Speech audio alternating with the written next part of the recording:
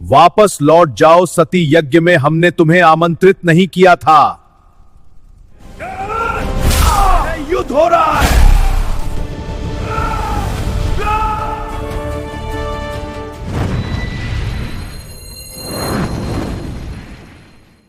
जब किसी का अपमान होता है,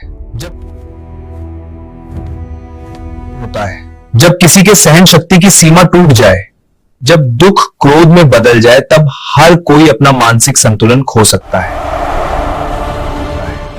लेकिन क्या आपने कभी सोचा है अगर यही सब किसी देवता के साथ हो तो उसका अंजाम क्या होगा? ठीक यही कहानी महादेव के साथ हुई। जब महादेव का धैर्य टूटा तो उनका क्रोध कितना भयानक होगा।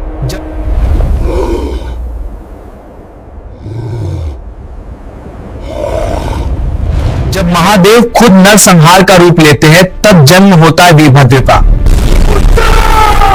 यह कहानी है शिव की जटाओं से उत्पन्न हुए एक ऐसे योद्धा की जिसकी आंखों में सिर्फ विनाश दिखता था। यह कहानी शुरू होती है राजा दक्ष से। दक्ष जो ब्रह्मा के पुत्र थे।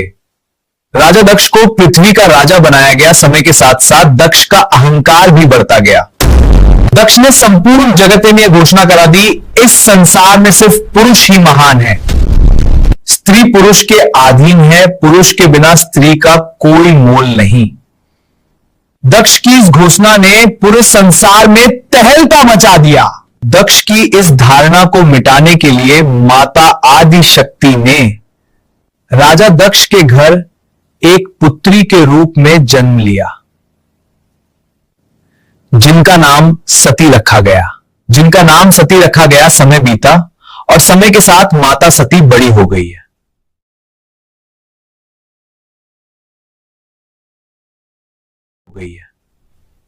एक बार राजा दक्ष अपने मंत्रियों के साथ अपने दरबार में बैठे हुए थे। राजा दक्ष ने कहा, मुझे खुशी है मेरे द्वारा बनाए गए नियम को इस संसार ने स्वीकारा है और स्त्री पुरुष की अधीनता को स्वीकार कर रही है। जैसे ही ये शब्द माता सती के कानों में पड़े तो माता सती दक्ष के दरबार में पहुंची और कहा, पिताश्री आपकी ये धारणा गलत है। स्त्री पुरुष दोनों का इस जगत में समान अधिकार है। स्त्री ही जन्म देती है, स्त्री ही पालन पोषण करती है। यह नियम तो प्रकृति ने पहले ही बना रखा है। अगर पुरुष ही संसार में सर्वोच्च होता तो जन्म के लिए सिर्फ स्त्री को ही क्यों चुना गया? इस बात पर दक्ष ने कहा, सती हम सभी प्रजापतियों के प्रजापति हैं। हमें मालूम है जगत का संचार कैसे करना है, आप बीच में हस्तक्षेप ना करें। बहुत ज्यादा बहस होने के बाद माता सती वहां से चली गई। माता सती जो भगवान शिव की बहुत बड़ी भक्त थी, उनकी भक्ति का कोई जवाब नहीं था। माता सती ने स्वयंवर में भगवान शिव को अपने पति के रूप में चुना। दक्ष को माता सती का यह निर्णय बिल्कुल पसंद नहीं आया और दक्ष ने माता सती से मुख मोड़ लिया। दक्ष को भगवान शिव का भस्म लगाना और शमशानों में भूत पिशाचों के साथ रहना बिल्कुल पसंद नहीं था। जाओ सती, तुम्हारे लिए मेरे महल में कोई जगह नहीं है। माता सती भगवान शिव के साथ कैलाश पे रहने लगी। कुछ समय बीत जाने के बाद राजा दक्ष ने अपने महल में एक महायज्ञ का आयोजन किया। दक्ष द्वारा यज्ञ में सभी देवताओं को बुलाया गया, लेकिन दक्ष ने इस यज्ञ में भगवान शिव और माता सती को नहीं बुलाया। जब माता सती को इस यज्ञ के बारे में पता चला तो उन्होंने महादेव से यज्ञ में जाने का आग्रह किया। इस बात पर महादेव ने माता सती से कहा, आपके पिता मुझसे शत्रुता की भावना रखते हैं। आपके पिताजी ने सभी देवताओं को बुलाया, सिर्फ हमें ही आमंत्रित नहीं किया, इसलिए हमारा वहां जाना ठीक नहीं है। लेकिन माता सती ने यज्ञ में जाने की जिद ठान ली। माता सती का यही निर्णय जग में तबाही लाने वाला था। यज्ञ का आयोजन मेरे पिता श्री ने किया है। पुत्री होने के नाते मैं बिना बुलाए भी जाने का हक रखती हूं। इतना कहकर माता सती यज्ञ में पहुंच गई। सती को यज्ञ में देखकर अहंकारी दक्ष क्रोध से तिलमिला उठा। वापस लौट जाओ सती यज्ञ में हमने तुम्हें आमंत्रित नहीं किया था। दक्ष ने यज्ञ में कड़वी वाणी का प्रयोग करते हुए माता सती और महादेव का अपमान किया। तुम और तुम्हारे शिव की इतनी हैसियत नहीं है जो तुम इस यज्ञ में आ सको।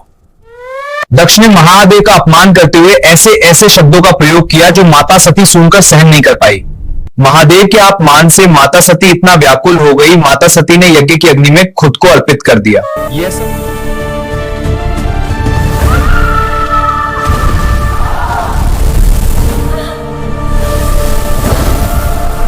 यह सब होता देख वहां बैठे सभी देवता गण सहम गए। उधर कैलाश पे जब महादेव को इस पूरी घटना के बारे में पता चला तो सती!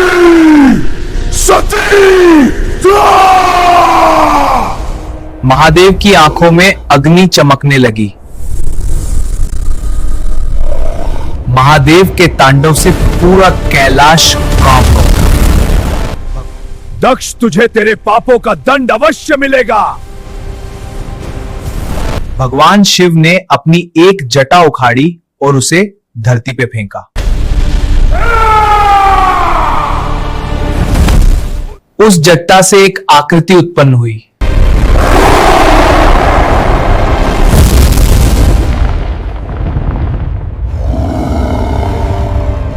जिसका नाम था वीरभद्र।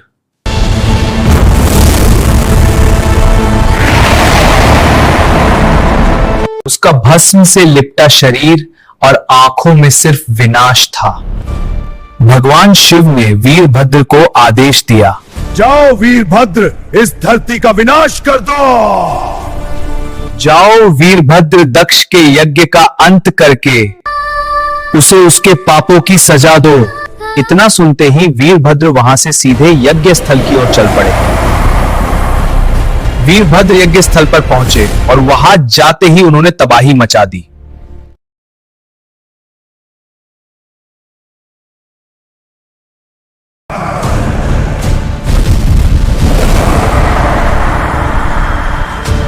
वीरभद्र ने वहां कई देवताओं को हराया और दक्ष का सर धड़ से अलग कर दिया।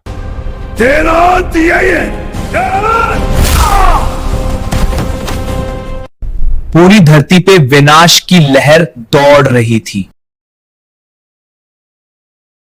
सभी देवताओं ने भगवान शिव से प्रार्थना की, इस विनाश को रोकिए प्रभु, अन्यथा वीरभद्र पूरी सृष्टि को तबाह कर देंगे। तब भगवान शिव ने वीरभद्र को शांत किया और दक्ष को भी बकरे का सर लगाकर जीवन दान दिया। फिर भगवान शिव ने माता सती का अग्नि से लिपटा शरीर उठाया और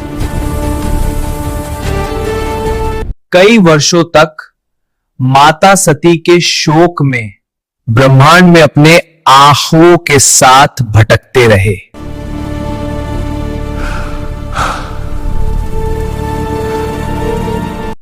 पृथ्वी का संतुलन बनाए रखने के लिए भगवान नारायण ने अपने सुदर्शन चक्र से माता सती के शरीर का खंडन किया और माता सती का शरीर 51 भागों में विभाजित हुआ। पृथ्वी पे जहां जहां माता सती के अंग गिरे वहां वहां शक्तिपीठ की स्थापना हुई और वहां मंदिरों का निर्माण हुआ, जैसे वैष्णो देवी का मंदिर, जैसे कामाख्या माता का मंदिर। ऐसे ही माता सती के 51 मंदिर इस हिंदुस्तान में है। कैसे ये मंदिर अपने अस्तित्व में आए और कैसे इन मंदिरों का निर्माण हुआ, इन मंदिरों के बारे में हम एक एक करके अपनी आने वाली वीडियो में बातें करेंगे। तब तक के लिए अपना ख्याल रखिए और हमारे चैनल को सब्सक्राइब करें। जुड़े रहिए हमारे साथ।